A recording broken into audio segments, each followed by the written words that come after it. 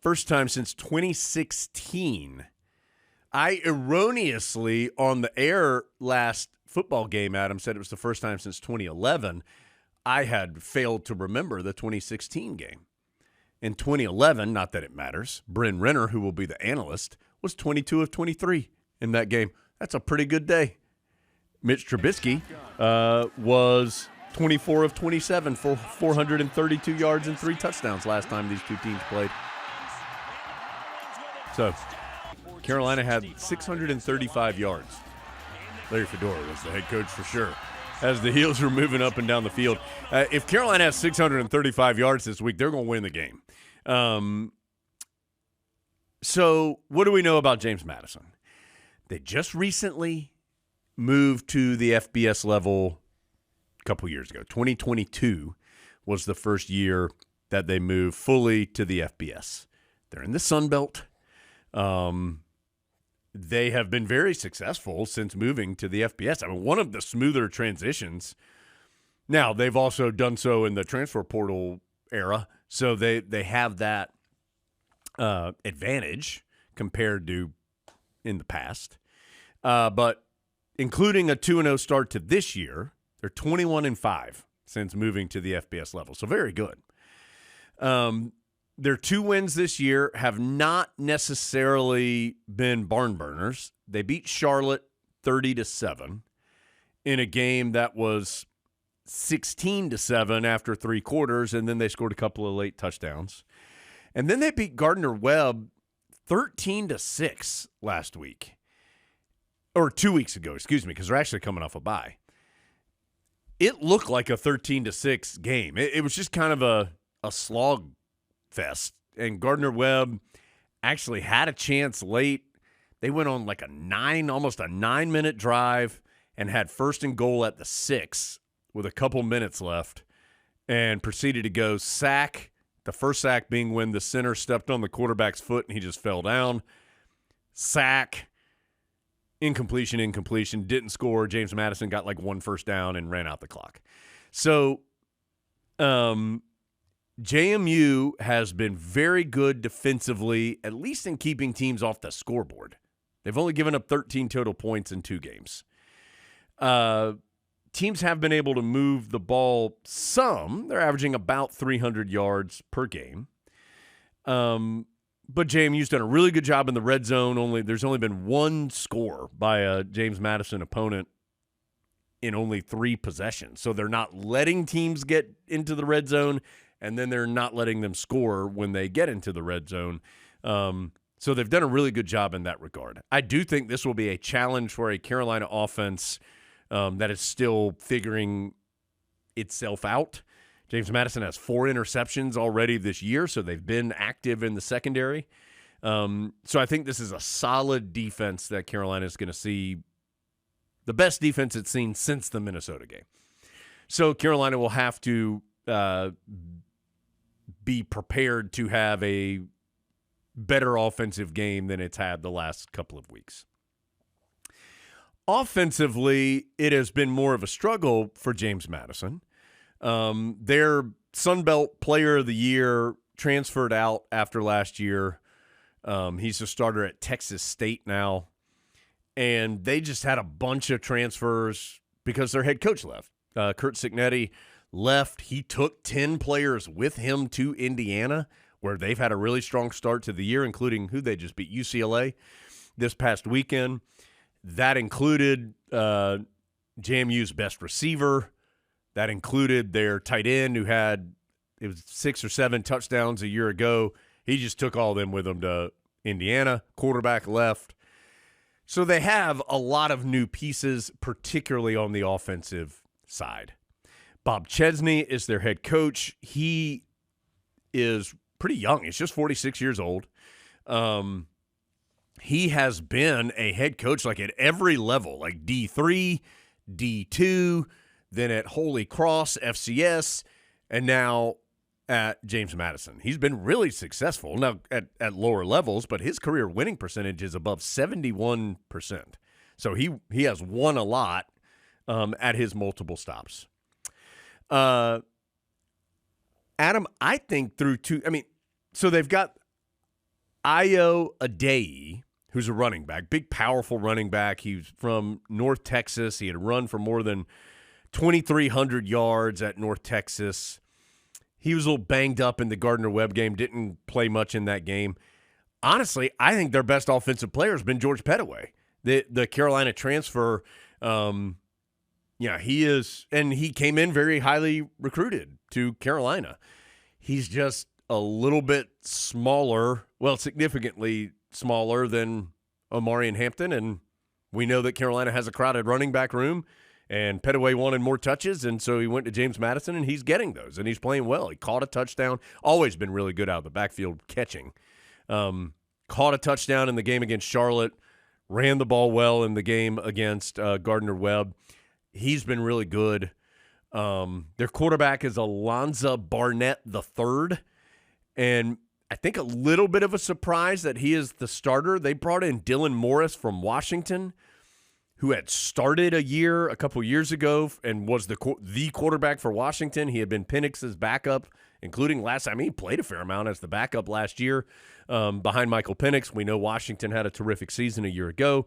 I think the anticipation is that Morris was going to come in and be the starter, but instead it's Barnett, who is kind of length, 6 feet, 210, can run, had almost 100 yards rushing from the QB spot in the win over Charlotte, hit a 73-yard pass.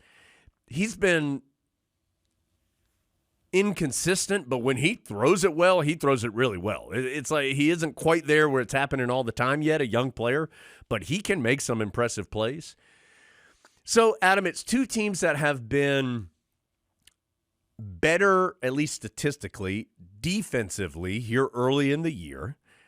I think Carolina should – I will always think Carolina is going to be able to run the football this year because of the talent that the Tar Heels have. I think that'll be important for Carolina in this game. And then, of course, there's the question of who the quarterback's going to be. And, I don't know if Carolina's going to announce that before the game. I kind of doubt it. Adam and I do not know definitively as of us doing this recording who the quarterback will be.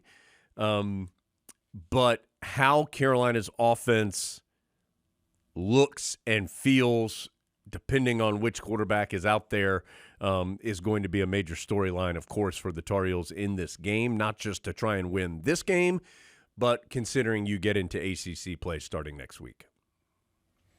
The bye week makes me a little nervous. Yeah, I agree. With a good coach and a young team that's, had two games that they were – James Madison was better than Charlotte and better than Gardner-Webb, just like Carolina was better than Charlotte and North Carolina Central. And so then they can sit back and say, okay, this worked, this didn't work, let's try this. I agree. I think a good coach – and worth mentioning, too, I talked about their defense. Their coordinator, and I think I said this on Tuesday's show, Lyle Hemphill, he was at Duke with Elko the last couple years. He was at Wake before that. He was the co-coordinator for Duke last season, and Duke's had some good defenses, and they were good under Elko, and they're good again this year on defense under Manny Diaz. So he is somebody who knows Carolina because he's gone up against them multiple times. Yeah, you figured they probably didn't have to put a ton on tape the first 2 weeks, and we've heard Jeff Collins recently talk about Central doing a couple things they weren't expecting. I would expect the expected, Jones, to be that James Madison's going to do some things that the Tar Heels haven't seen before. Pettaway's ability to catch the ball out of the backfield, I think, is concerning. When you figure that Minnesota was missing their best tailback, this might be the most versatile running back Carolina's seen so far. Yeah. Now, they know him very well. So, I think we've been pretty straightforward these last couple weeks in saying the Tar Heels are better than the team they're playing.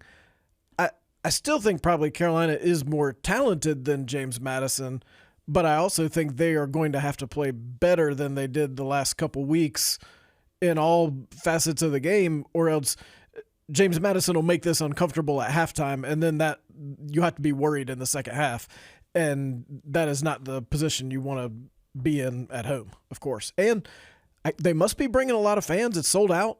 Yeah, so they bought all their allotment. So I would expect a fairly heavy purple presence because it's a big game for them. This is the kind of game that they can build their program on.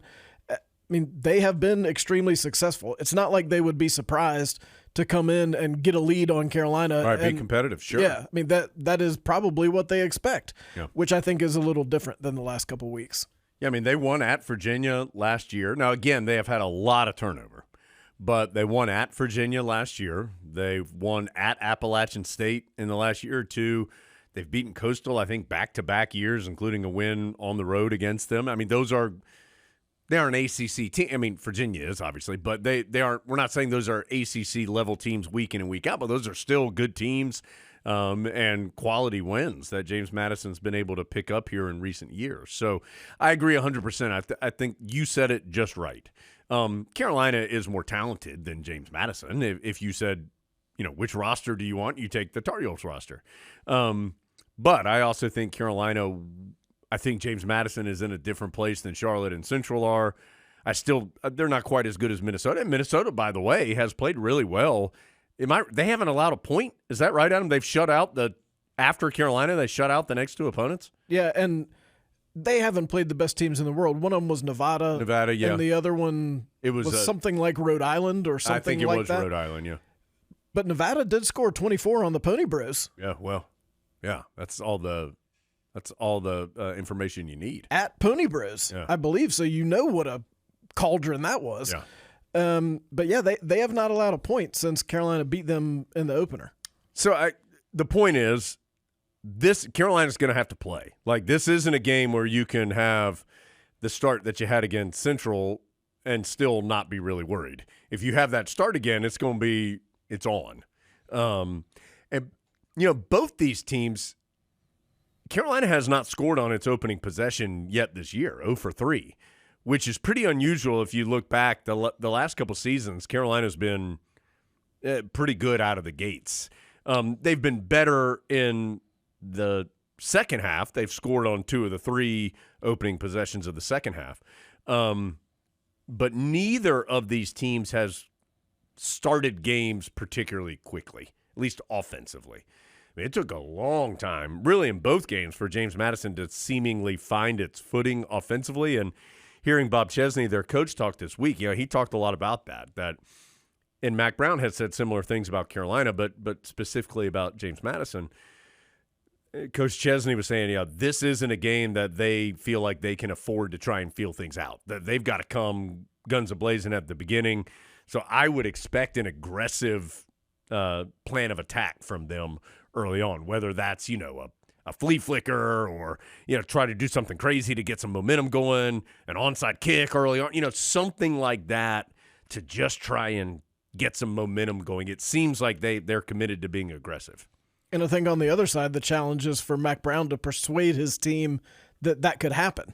And that I think it's easy to fall into this is the portion of the schedule where we should win. If you're in that Carolina locker room, these are teams that we're better than. We'll just do what we did last week against Central. Duke's next week. We're very excited for that. Right. We're maybe not as excited for this 12 noon kickoff that means an early morning start to the day, relatively speaking, for a college student. And so sometimes there's a little malaise in those 12 o'clock starts. So I think it will be a challenge to persuade the Tar Heels. You got to play from the very start because James Madison will be. Just one name to know on the defensive side. Jacob Dobbs is one of a handful of transfers from Holy Cross, which is where, again, Bob Chesney came from, their head coach. He's a good player. He had 13 tackles last week or 2 weeks ago in their last game against Gardner-Webb. He has 18 tackles and a sack and a tackle and a half for loss here early in the season through 2 games. And, sometimes maybe that's a big jump. I mean, Holy Cross, relatively small school, but he has made that transition and has performed well for James Madison early on. And again, those interceptions I think are worth remembering. They forced 5 turnovers in 2 games. Carolina's forced 3 in 3 games. So they have been able to force some turnovers, and with the inexperience at quarterback, feels like the Tar Heels have been able to dodge a couple of interceptions here early. If they have similar throws, as we have seen a couple of times in this game, the the body of work tells you that James Madison's not going to let that slip through their hands. They'll probably get that big turnover. So that'll be something worth keeping an eye on. Should be a pretty fun day in Kenan Stadium. You got the Bell Tower block party. Yeah, you do. It's going to be Bell Tower breakfast block party. Yeah, well, sometimes you got to. And a sold-out crowd and getting ready for ACC play against a good opponent. So, again, it is a noon kick. We will be on the air at 11 a.m. for Carolina and James Madison coming up on Saturday afternoon in Kenan Stadium. Adam, anything else about this game that you wanted to mention? So Bryn Renner in the analyst chair for this one. Bryn Renner is back in the analyst chair. Joe Yock did the first two. Bryn Renner did last week and this one. I'm 100% sure that Joe is with us again at Duke. And then, honestly, I don't know the schedule after that. But so Bryn is back with us for this week in the analyst chair. So looking forward to working with him. And as we said, he was 22 of 23 when he faced James Madison. I expect a similar analyst performance. If out of every 23 statements he makes, 22 of them are going to be mind-blowingly awesome. On target. That's what we anticipate.